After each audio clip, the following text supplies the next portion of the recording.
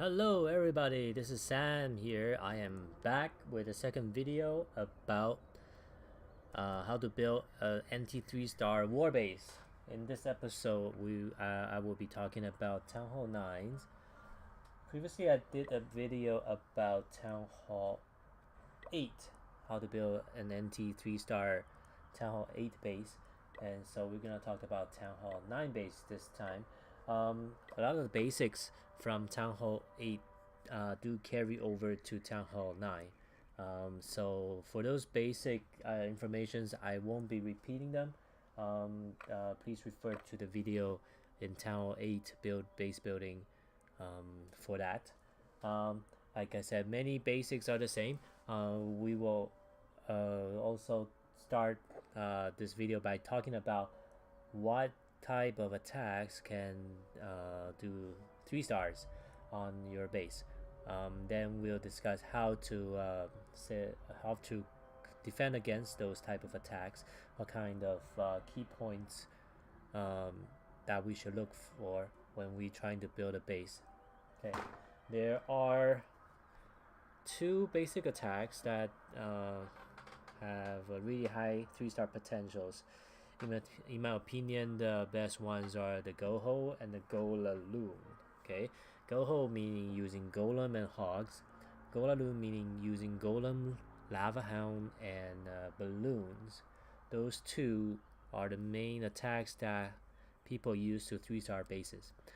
There are other variations in those types of attacks, different deployment styles, different troops supporting that can make the attack more interesting. So we won't get into the details of how to defend individually each one of them, but just give out general idea about how to defend the two basic 3-star attacks. Okay. So for a Town Hall 9, when you get to Town Hall 9, you have some additional defense buildings. We have the 2 expos that you can build. Those are really helpful in your defense. You get 1 extra wizard tower, you get 1 extra archer tower. Yes, you also get 1 extra Tesla, and you get 1 extra air defense. Oops, that's more. There's the air defense and 1 extra air sweeper. Okay. But not least is the Archer Queen. The Archer Queen is actually a very important part of your defense. So we will talk about the importance of an Archer Queen.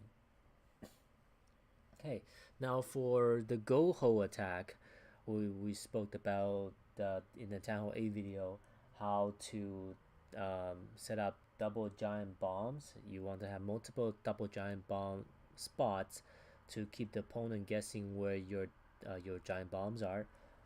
You want to have your centralized clan castle to make it hard for the attacker to lure out your clan castle troops. You want to have your oops, what was I gonna say? You want to have some spring tracks in between defenses, so when the hogs travel from defense to defense, they will get flipped out of the screen. Okay. You want to have now another important part for Town 9. Now the additional part is where you put your Archer Queen. Okay, Archer Queen is very important in a Town Hall 9 base setup. An Archer Queen can take out hogs really easily. Okay, and same thing, the Archer Queen can take out the balloons really easily. So a lot of the attack, well, all the attacks, so a successful 3-star attack, the attacker will try to take out your Archer Queen first, together with your CC troops. Okay, so people will say now, okay, since Archer Queen is such importance, I'm gonna put her right in the middle of the base, so it will be hard for the opponents to attack.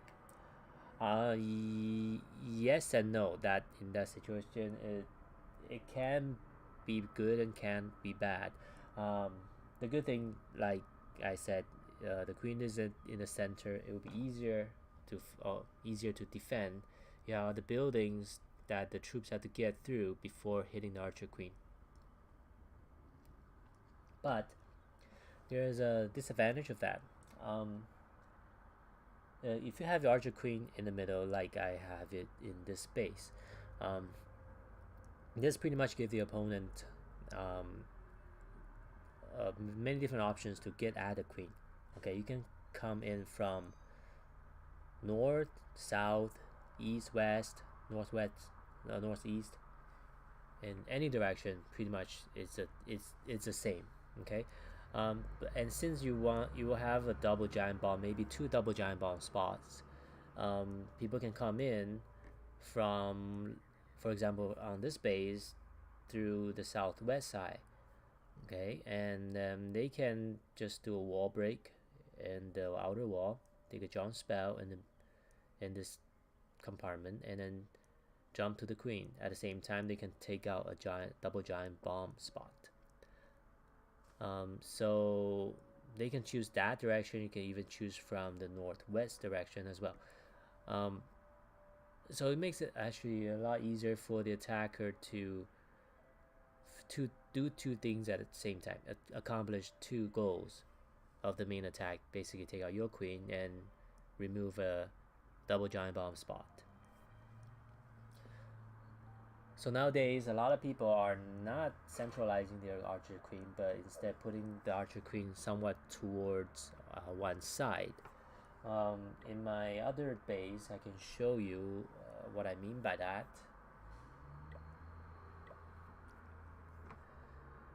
So this base, I have my archer queen on the left hand side, and she has in her compartment and outside of it, I have a few high hit point buildings such as the storages and also the town hall there. So to get to her is it won't be difficult, but it will cost the troops. It will delay the troops enough that it takes a bit effort to do. The attacker won't be able to just send in the suicide king to take her out either.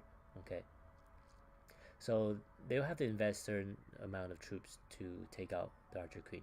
So once the archer queen is on the outside, that makes then it's a lot more difficult for the attacker to get to my double giant bomb spot and to get to the queen. They'll have to split out the troops to get to both sides. So that's the advantage of putting the archer queen not in the center but somewhat to one side. Okay. So that's what we do for the archer queen location. Also, like I said in the Town Hall A video, you want to arrange your defense in a way so it will guide the hogs towards the double bomb spot. Okay. The position of the bomb, you don't want it the same thing. You don't want it to be outside or at the edge of the wall, so that it's too easy to be triggered.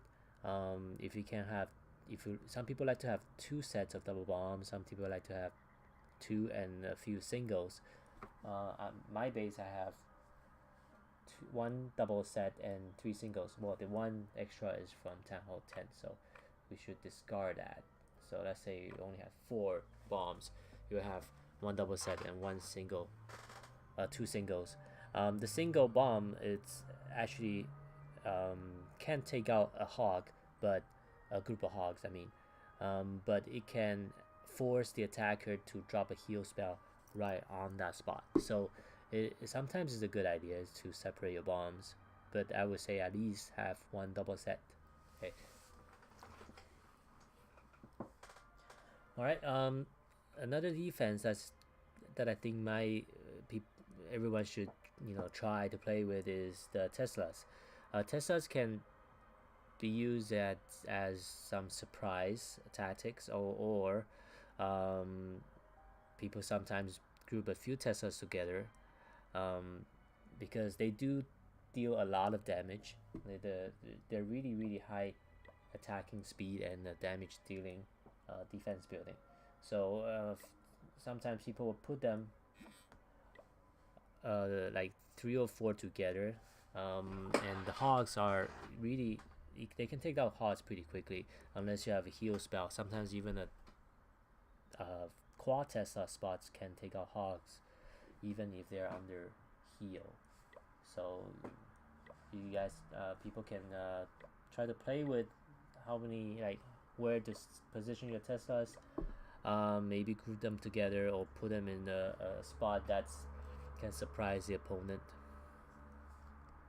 Okay, that's pretty much what I have to say about the Goho attack and how to defend against it.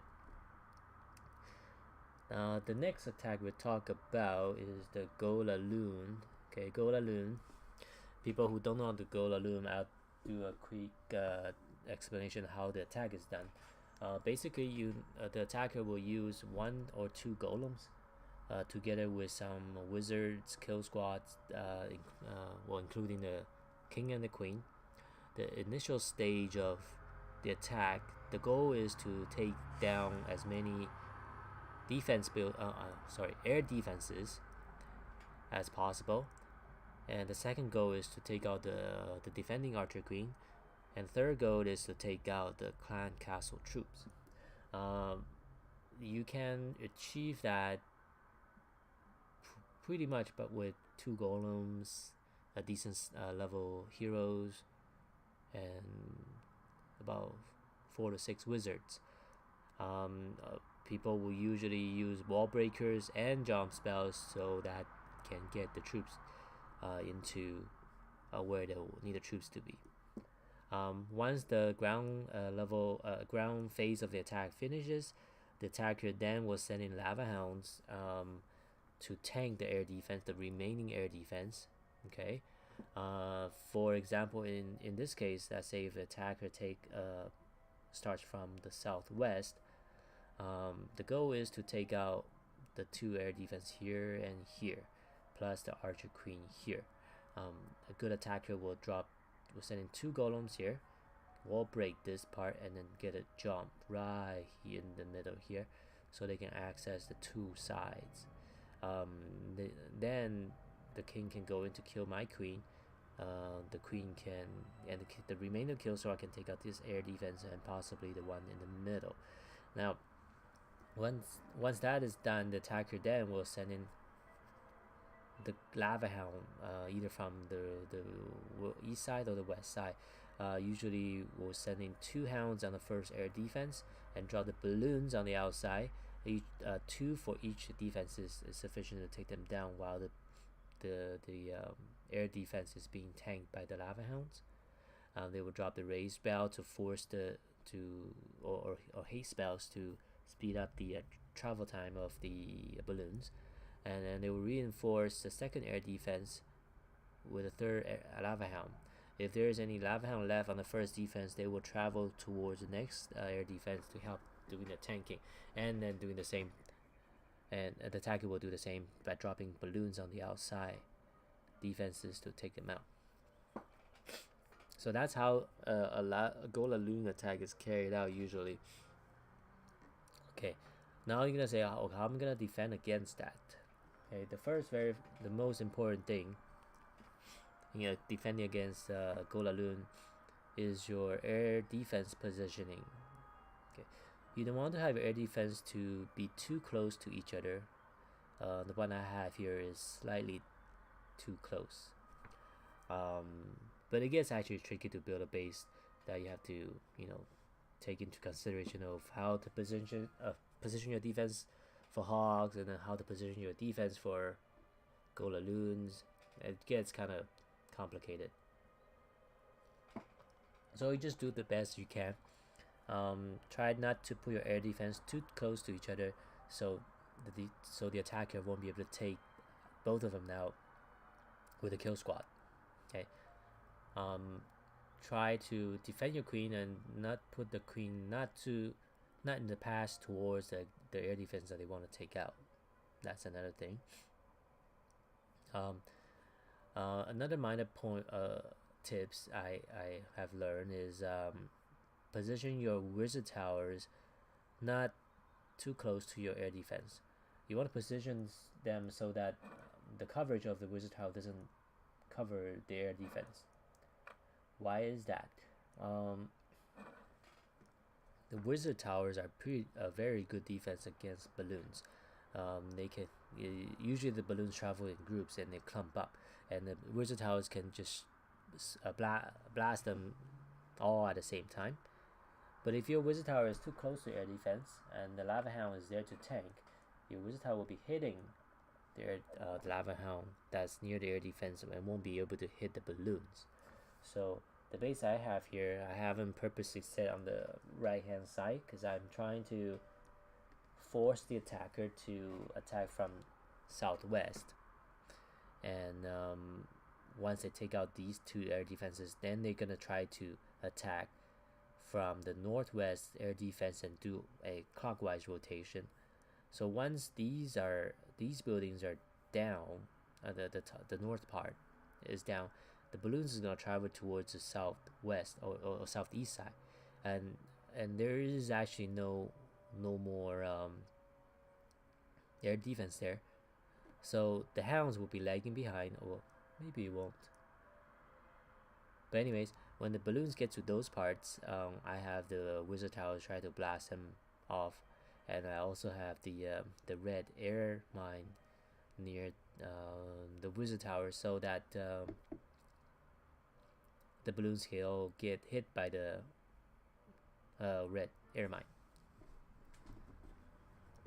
All right.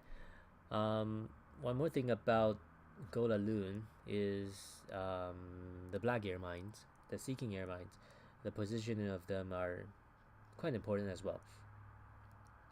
As I said earlier, if you're already forcing or hinting your attacker to go from one side, you're expecting them to take out, let's say, the southwest air defense and the one that's innermost.